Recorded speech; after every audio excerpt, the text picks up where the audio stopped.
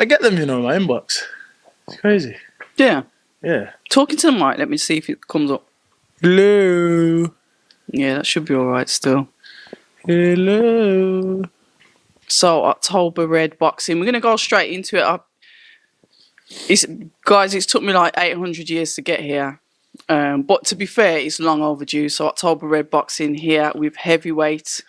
Heavyweight prospect here in Cleary's Gym in Leamington Spa. Royal Leamington Spa. Royal Leamington Spa, whatever. CV postcode. And I'm here with Matty Harris. Matty Harris, welcome back. It's been a minute. We've been everywhere together, but we haven't caught up in a minute. I know. It's been a while. When was the last time we did one of these? In October? It was, yeah? Yeah. It was after the fight got cancelled, wasn't it? Yeah. Hotel. Yeah. When you was really pissed. I was more upset than anything. I don't think the frustration had set in back then, but yeah, it's what it is. So when you look back on it now, what do you think now? Like when you look back to that day and you waited around, it's like, yeah, is it going to happen? Is it not going to happen?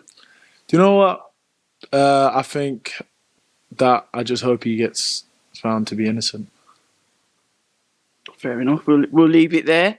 Yeah. There's all sorts. I know he's written a novel proving his innocence. So let's see what happens. Let's see what the WBC say, etc., etc. He put up something saying, "Tell them to hurry up with my innocence" or something like that, didn't he? He did. Yeah.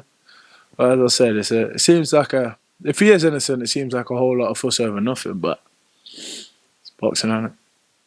It is. He won't be the first, and he won't be the last. So we'll see what happens. But anyway, enough of that. Is your fight announced yet? No. Right. So I know when it is and whatever. So you've got a fight coming up. Yep. How's the training been going? We're going to scrape back because, God, you were in Chizora's camp. So, all right, the fight's cancelled. You come back, you carry on training. Talk to us about, obviously, the Chisora camp 258, getting in contact with you to basically come and do some sparring with Chisora. Well, after the Ben fight, after the Eubank Ben got cancelled, we went kind of just hopped straight back in the gym. And then I got given another fight date about a week later, 2 weeks later. That was for the 2nd of December. So I knew Chisora was fighting Fury a little bit after that. So then I was like, wow, what a great camp. It just fits perfectly. The timings just worked. So I thought, let me drop him a message, see where that goes. Just see if I can get some sparring, because I struggle for sparring. So I dropped him and KD both a message. KD got back to me saying, you're on the list for sparring anyway. And then less than a week later, I think I was down in London. I was there for 5 weeks. 5 weeks? Yeah, about that. Just getting some good work in, but again, I think I just ended up burning myself out because I hadn't had a real rest since July? From July all the way through till December. So I hadn't had a proper rest, and I was coming backwards and forwards from London because I don't like staying in hotels. I wanted to come home. So yeah, it's just been mad. You've touched on something there before we go back to the Chisora camp. You said something there that I want to speak to you about. Obviously, I know you personally, but our viewers don't necessarily know you personally. You said you struggle for sparring. Elaborate on that. Because, well, when you go to different gyms, and I don't know, as I said, do you know what it is? I'm not one of them. I don't want to. I've never been that guy that wants to talk too cocky and talk too much online. But when you go to gyms for sparring, as it's called, a lot of people have got a lot of different attitudes. Even though they've asked you to go over to their gym for sparring, you are still going into their gym. So people are naturally very territorial, and as you probably know, boxing is full of alpha males. So let's say I've never been intimidated by it. it's not something that intimidates me. It's not something I worry about. But especially within the crop of fighters trying to make their way through, you get a lot of fighters who kind of just want to prove a point, I suppose. And I said I can't say that I haven't been guilty of that mindset at certain points, because as I said, I have, and with the benefit of hindsight, as I said, you get to look back and reflect. But there's as you probably know, I hit very hard, so and sometimes inspiring things might, as I said, shots land and stuff like that. So, and it's easy to, boxing is a small community, so it's easy to kind of develop a reputation quickly, if you know what I mean. So, especially with different people looking after different stables of fighters and different managerial groups and all that kind of stuff. So it's quite easy to develop a reputation quickly, but yeah, but as I said, I've just, as I said, I kind of understand it because, as I said, if you're going into a fight or a big fight of some description, you don't really want some young kid coming in and punching you up before you've got a big fight, because that's going to knock your confidence and it's going to knock your fighter's confidence as a fighter. So, yeah, as a manager, if you got to look after your fighter's best interests. So I understand it. As much as I say it does frustrate me, I get it. So yeah, it's when you develop a little bit of a reputation, it can hinder you in places. It will never hinder you completely, because boxing is that there are a lot of people involved in boxing. So, and because it's such a small community, most of the time everybody needs somebody at some point. So it's too small to really hold a grudge, because you're going to come across people, whether you're being at the shows or whether you go into a gym inspiring and you see someone there, you're going to come across someone. So it's too small to really truly hold a grudge.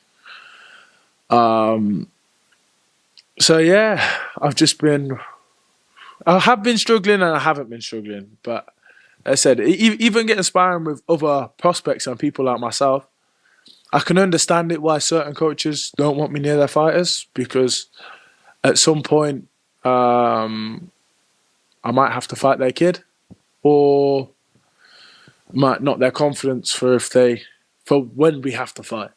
Because as I said, sometimes with different fighters, you'll get different levels of sparring. Some people kind of don't know how to bring it down to sparring, because sparring's never really sparring when you go into a gym, unless you're there for a little while and you get to know them, and then you can really start to work on practicing certain things. Most of the times when you go to a gym for the first time, it's like a fight. It just, and I very rarely intend it to be that way. I don't really at all, and there's not many people I genuinely dislike in boxing, but yeah, there's a couple that will treat it, as I said, and I'm very much especially when I go around for sparring, I react to whatever the energy is. You know what I mean? So if someone's coming off and giving me very sternish vibes, and as I said, it don't bother me, but I know what it is when we get in there. Do you know what I mean? But then, as I said, so it depends. So someone's coming across and, as I say, you introduce yourself, and they're very pleasant, and you can normally tell from the first couple of punches that are thrown what someone's intentions are. Whether you know you're going to have to, whether you're going to get a genuine spar and you can, or whether you're going in there for a fight. So whether you can go in there and work on stuff, or whether you're going in there to have a tear up. And as I said, I generally respond to whatever comes first. I said, I'm not one of them. I don't go around with bad intentions, feeling like I have to prove myself to anyone, because I prove myself on fight nights. Sparring is, the job is serious enough as it is. Why are you going to add extra pressure and extra tenacity to it when you don't need to. I think tenacity is the right word for it. But yeah, I'm generally quite laid back and quite easygoing, unless I really don't like someone, then it's different, obviously. But yeah, there's a little bit of a summary. But I like it though. But what you said there, excuse me, it kind of like reflects your fighting style. People often say that when they're in the ring, it reflects who they are as a person. And I've always said that you're sort of like a counter puncher, but a spiteful one. So you kind of like walking me through that scenario where you're saying, I'll see what they give me first. I'll see what energy they throw at me, and then I'll respond accordingly. So you've kind of like, your personality kind of fits into your style of fighting, which is, it's kind of like interesting to listen to. We could go into it and, I could say, name the fighters, but I ain't going to do that. It's private. And like you said, it's a small world and you don't know when you're going to have to work with people again. So it is what it is. You said you find it's difficult to get sparring sometimes, but we're here. But one thing you did do is you went into Chisora's camp. You ended up spending 5 weeks. Yeah, I can see you repping the War Chisora hat. It's never just 5 weeks when you go there. It's sort of like, it's like a trial basis. So talk to us about like the first week and obviously when they said they were going to call you back. Well, what was it? The first week? Yeah, we sparred 3 times in the first week. Don't know. He is what he says on the tin. So you go in there and you warm up. Lovely geezer. Give me the hats. Try to appreciate. So yeah, going and to be honest, as it says, they put me in first. Every time actually. When he's at his freshest, because as I said, he needed the work, so did I. So and that's what was good about it, because we both had fights coming up, so he's able to go for it a bit. Do you know what I mean? And it was good. It was generally a very good experience. I say generally, it was a very good experience. And that was one of the first camps I've been to where, as I said, I really enjoyed the whole experience, which is nice, especially as I said, when you're getting ready for a fight, you know what you've got to do when the time comes anyway. So it's just nice to be able to enjoy it. I like enjoying the whole journey. So yeah, they say a happy fighter is a dangerous fighter, and yeah, I was very happy. What would you say that you learned from there? What was one of the biggest lessons that you learned? Chisora, as we know, is a very experienced fighter. He's been in there with the best of them. And like he's been in with Tyson Fury 3 times. And we all know who Tyson Fury is, What would you say is the biggest lesson that you learned from that 5 weeks there with Chisora? Biggest lesson? Ooh. Is in terms of like... Whatever it is. It could be how to lace up your boots, whatever. What did you learn from him? Nothing. This isn't something I didn't already know, but he showed me a few little tricks on the inside that... keep them to yourself. Yeah. That Keep them to yourself, yeah. That really caught me by surprise, but he showed me how important the business side of boxing is. If I had to say I took one thing in particular, that's what I'd have taken away from that. He's a very switched on dude, Chisora is, regardless of how he comes across and or whatnot. He's a very intelligent man, and like I say, sometimes people will do that or play the fool or play a certain character in boxing.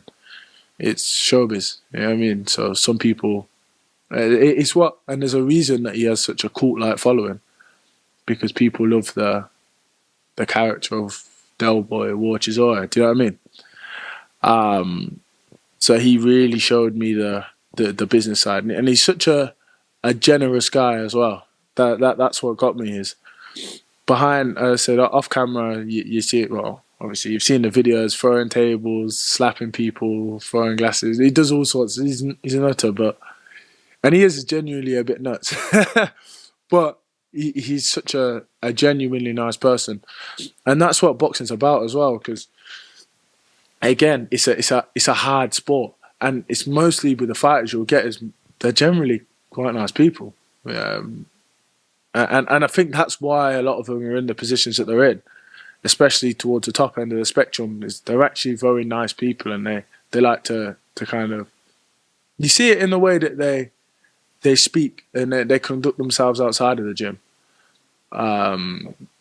They're genuinely nice people.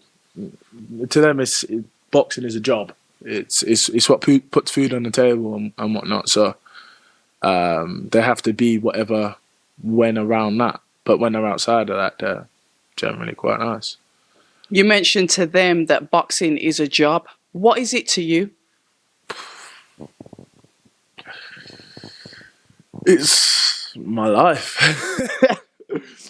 I moved over here so I could box. I couldn't sleep till 3 o'clock yesterday morning because I was just thinking, I'm not going to say who, but I was just playing over and over again, me just knocking this dude out. And it was just an image that kept going over and over and over and over in my head. So yeah, I every time I tried to switch off last night, I just couldn't sleep. Like that's just what that was all I could picture. But yeah, boxing, it is, it's a path to freedom, I suppose. To be able to help my family, so that people that have supported me and continue to support me can benefit from my success also. Of course, money is important. I'd be lying if I sat up here and told you that it wasn't. But I wouldn't say it's the be-all and end-all. And which is, actually, money gives you the opportunity to provide for others, which is very important. It gives you the opportunity to be generous, because you can't really be generous to any seriously impactful sense if you've got no money. You know what I mean? Whereas money kind of gives you the opportunity to provide a life for your loved ones and your friends and family and blah, blah, blah, blah. So, yeah, that's kind of what boxing is to me. It's an opportunity, a pathway, and to be honest, it has been, and will continue to be my life. And it also offers an outlet for me. I've always been very sporty, and I've always been very sport orientated. That's kind of what helps keep me level. It's something that I've always enjoyed doing. I'm never been massively into the academic side of school and all that kind of stuff. I used to love sports. Sports was always my thing. Used to struggle to focus a little bit and whatnot. When you're a kid, you've got loads of energy anyway. Still am a kid, I suppose. But yeah, it's boxing especially is something that's always, it kind of helps you. It's like the badness that's inside people. It gives you a place to put it, if that makes sense. The badness is that's suppose you maybe you're born with, but it gives me somewhere to focus that energy into and keep it within the walls of a gym, which is good. So yeah, boxing is kind of my life. I don't know I genuinely have no idea what I'll do when I retire. I don't even want to think about it, to be honest. Set up your own podcast like Mike Tyson. Nah, it wouldn't scratch the itch. You know what I mean? But even him, you see how emotional he gets when he talks about boxing, because it's something that, even no matter how much talking you do in the world, it's there's something inside of fighters, and genuine fighters. There's something inside here that you can't. I mean, it's like, look at John Jones, for example. Yeah, he is a very interesting character, but and I think he is genuinely a bad guy, but who was trying to be good, not in a bad sense. I think that's just what's inside of him. Dana White said he's got a lot of demons inside. Exactly. A lot of demons. Yeah, I think he has a lot of demons. And some people do have more than others. But the UFC gave him something to focus that energy into. Do you know what I mean? Which is why, like I said, I do empathise for him, and I kind of feel for him, because not being able to fight, well, what do you do? What do you do with all that extra energy that you have? That's natural. It doesn't go anywhere. That the urges and whatnot that you get, well, fighting gives you somewhere to put it, and without that, where does it go? Like, you kind of project it onto everyone else, and that's what he's doing, or has been doing. It's an interesting thought. One of the things that I've always said about boxing, because of the nature of the sport, and maybe this is just the feminine side of me, I think that I've always mentioned that financial advice should be part of boxing. You guys should have some kind of like union for like support, which gives you those outlets for the financial side, but also counselling. Because there's a lot of fighters, say for example, they'll go for a medical test, they'll get a brain scan or whatever, and it's like, your career's over. And it's just like that, exactly. Look at you shaking your head thinking, that can't happen. What happens to those fighters? So I think that like there should be some kind of like, I don't know, a medical system where fighters can get that counselling, that therapy. Like you said, for example, MMA, John Jones, where's he putting his aggression now? Do you know what? I think you're spot on there, because that's the thing with when your career can end so abruptly. Yeah. Like that. That's why you will see a lot of fighters take to drink and drugs and stuff after boxing, because it's not only, as I said, it's the highs and lows of it. It's the winning a fight, and especially by a knockout, is something that no other feeling in the world can give you. Nothing else can match that feeling. So then, when you can't fight, how do you replicate that? Because that's an itch that you've got to scratch, that you feel like you have to scratch anyway. But sorry to interrupt, but then there has to be like some kind of element of self-control, because you can't go around just beating people up. You just can't do that, because obviously you just can't. Yeah. So there has to, like I said, if they have that therapy, like that inlet to say, okay, we're going to intervene, we need to talk about this, we need to look at other things that you can possibly explore. Because at the end of the day, I always think with you guys as athletes, and please correct me if I'm wrong, and I can say it myself, we've got addictive personalities. Yeah. So if we leave one addiction, there has to be another one to follow it. And even sometimes it hasn't got to be the same or similar, but we need something that's going to fill that void. I don't know, your thoughts on that? Yeah, well, I think you kind of hit the nail on the head there, because with, for me anyway, I'm either all in or I'm not at all. All or nothing. Yeah, exactly. So, which is why I don't drink, I don't gamble, I don't do anything stupid, because I know myself. It's not something that I said that would be good for me. But I'm respect to the people that can do it and know when to quit. But again, Lennox Lewis. Yeah, Lennox very Lewis. sensible man. Yeah, and as I said, I don't think badly of those. You know, them people that can go to the pub, have a couple of drinks, and go home. Right, fair enough. If you can do that, do you know what I mean? But again, it's I'm either not drinking or passed out. You know what I mean? As I said, I haven't drank in 4 years now.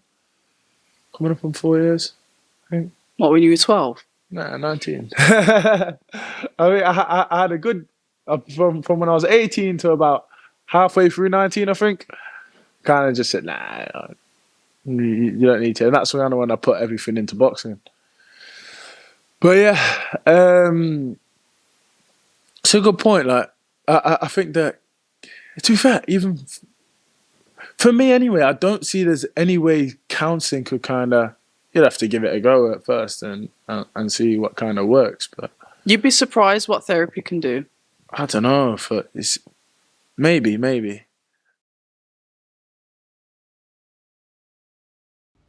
Hi, and thank you for watching October Red Boxing. Like, subscribe, and tap the bell for notifications. You can also find us on Instagram at October Red Boxing and on Twitter, October Red UK. And remember, at October Red, we stay ready.